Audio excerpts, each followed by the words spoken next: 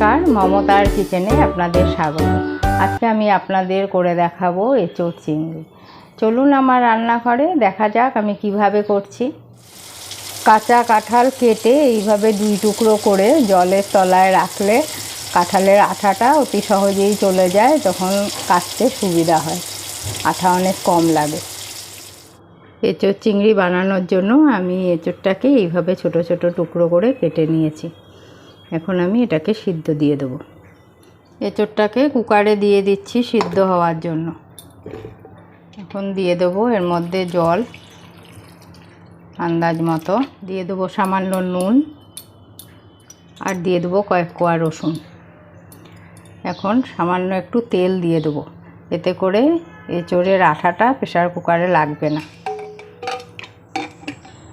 এখন আমি মাছগুলো ভেজে নেব, এর জন্য দিয়ে দেবো আন্দাজ মতো নুন, হলুদ গুঁড়ো। এখন ভালো করে মেখে নেব মাছগুলোকে। মাছ ভাজার জন্য কড়াইতে তেল দিয়ে দেবো, গরম হয়ে গেছে। এখন আমি মাছগুলোকে ছেড়ে দেবো। এখন আমি মাছগুলোকে লাল করে ভেজে নেব। মাছগুলো ভাজা হয়ে গেছে, এখন আমি একটা পাত্রে তুলে নেব।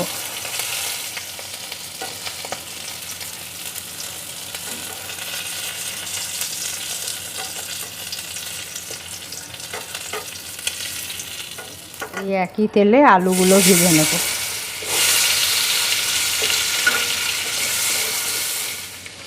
এখন আলু ভাজার মধ্যে সামান্য একটু নুন দিয়ে নেব। আলুটা ভাজা হয়ে গেছে, আলুটা এখন একটা পাত্রে তুলে নেব।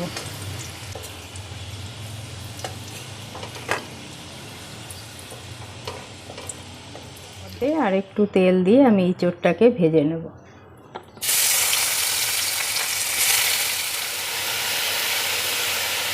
এঁচোড়টা ভাজার সময় অল্প একটু নুন দিয়ে দিচ্ছি। আমি সিদ্ধর সময় নুন দিয়েছিলাম, ওই জন্য অল্প করে নুন দিলাম। এখন দিয়ে দেবো সামান্য একটু হলুদ গুঁড়ো।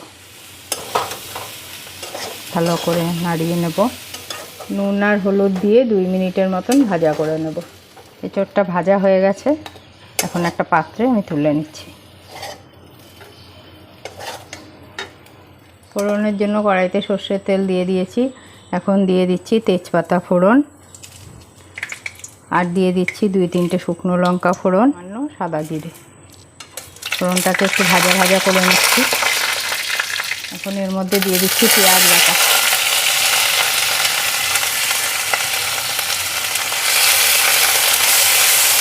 পেঁয়াজটা দিয়ে একটু নাড়িয়ে নেব। আমি একটা বড় সাইজের পেঁয়াজ গ্রেট করে নিয়েছি। পেঁয়াজটা একটু লাল করে ভাজা হওয়ার পরে এর মধ্যে দিয়ে দেবো আদা। এখানে আমি 1 ইঞ্চির মতন আদা গ্রেট করে নিয়েছি।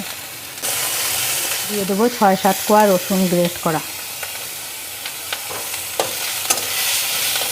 মশলাগুলো ভাজা হওয়ার পরে আমি একটা টমেটো কেটে রেখেছিলাম কুচি করে, সেটা দিয়ে দিলাম। দিয়ে দিচ্ছি 1 চামচের মতো লঙ্কার গুঁড়ো। এখানে আমি 1 চামচের মতো জিরের গুঁড়ো, 1/2 চামচ ধনের গুঁড়ো আর হলুদ দিয়ে এখন আমি সামান্য জল ঢেলে দেবো। সব মশলাগুলো দিয়ে আমি 2 থেকে 3 মিনিট ভালো করে কষিয়ে নেব। আঁচটা এই সময় আমি মিডিয়াম ফ্লেমে রাখবো। এখানে আমি 1/2 চামচের মতো চিনি ব্যবহার করেছি। মশলার থেকে তেল ছেড়ে দিয়েছে, এখন আমি এক এক করে সব দিয়ে দেবো। প্রথমে আমি এঁচোড়টা দিয়ে দেবো। এঁচোড়টা দিয়ে আমি মশলার সঙ্গে ভালো করে মিশিয়ে নিচ্ছি। দিয়ে দেবো ভেজে রাখা চিংড়ি মাছ আর আলু, সব দিয়ে আবার ভালো করে মিশিয়ে নেব। 2 থেকে 3 মিনিট নাড়ানোর পরে এখন আমি এর মধ্যে ঝোল দিয়ে দেবো। জল আমি খুব একটা বেশি দেব না, এখানে আমি জলটা গরম করে নিয়েছিলাম। আমি খুব বেশি ঝোল রাখবো না, মাখা মাখা হবে, এই জন্য আমি পরিমাণ মতো জল এখানে ব্যবহার করেছি। আমার এঁচোড় চিংড়ি তৈরি। এখন আমি এটাকে নামিয়ে ফেলবো। এখন একটা বাটিতে সার্ভ করে নিচ্ছি। এইভাবে এঁচোড় চিংড়ি আপনারা বাড়িতে ট্রাই করে দেখবেন, দারুণ হয় খেতে। আমার এঁচোড় চিংড়ি তৈরি। এইভাবে আপনারা বাড়িতে ট্রাই করে দেখবেন, খেতে কিন্তু দারুণ হয়। আর আমাকে কমেন্টসের মাধ্যমে জানাবেন কেমন লাগলো।